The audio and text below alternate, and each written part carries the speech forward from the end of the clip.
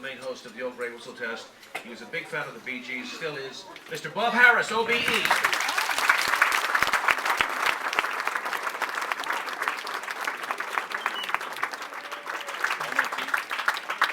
Thank you very much. Dwena, RJ, thank you so much for inviting us to your beautiful home for this elegant and poignant and lovely afternoon.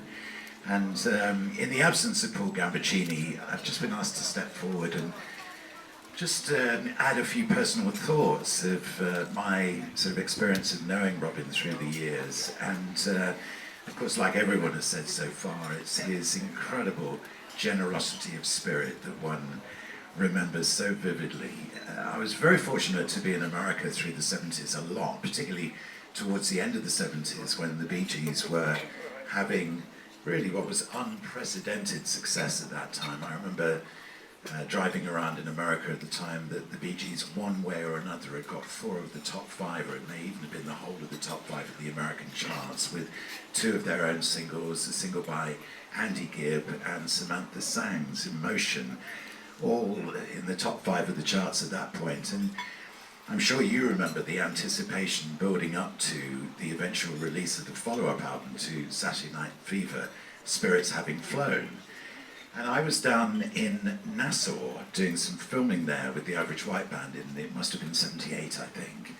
And I got a note to say that I was invited to stop off at Criteria Sound Studios in Miami on my way back to England to conduct an interview with the 3 of them, because they wanted me to hear the new album and wanted news about it to be broadcast on the Old Grey Whistle Test.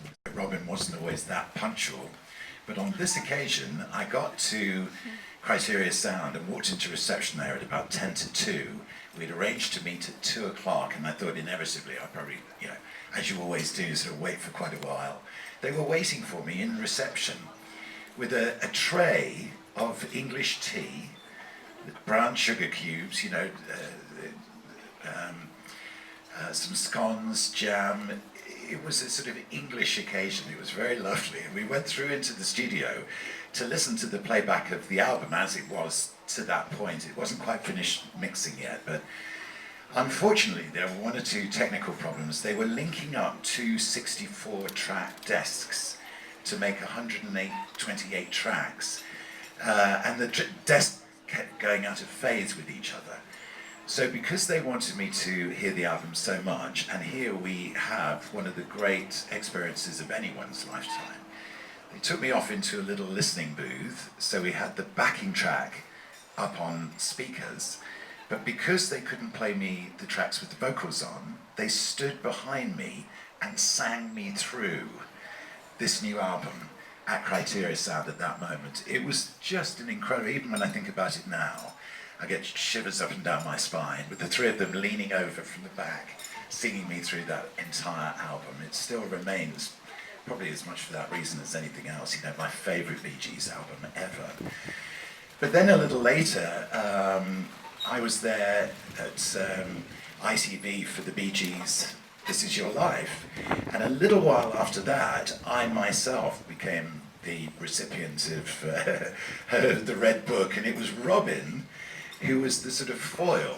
Radio 2 had said, right, we've set up an interview, Robin's coming in, we'd like you to do a career interview with him for the Radio 2 files, and there will be a couple of cameras around, but then I sort of expected that. We walked into the studio together, and he was incredibly and wonderfully distracting as to the huge number of people that had now gathered in the control room to watch this moment. And when Michael Aspel came in with the Red Book, to start with, as he walked towards us, I naturally assumed that it would be for Robin. And it only occurred to me that penny began to drop when I thought to myself, no, hang on a second, I was at the Bee Gees, This Is Your Life, not long ago. This must be for me. And Robin came with us to the studio. He obviously came out with me at the start of the program.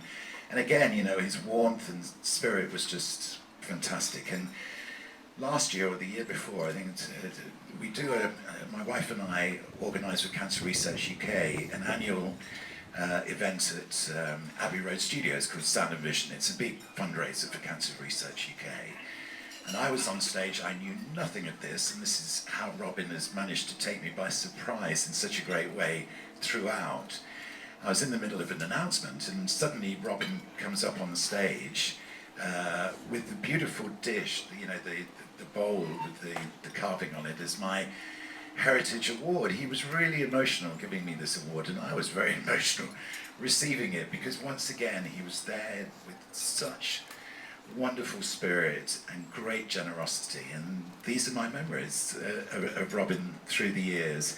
Every single one of them has just been absolutely beautiful. It's a true honour and privilege to be here this afternoon.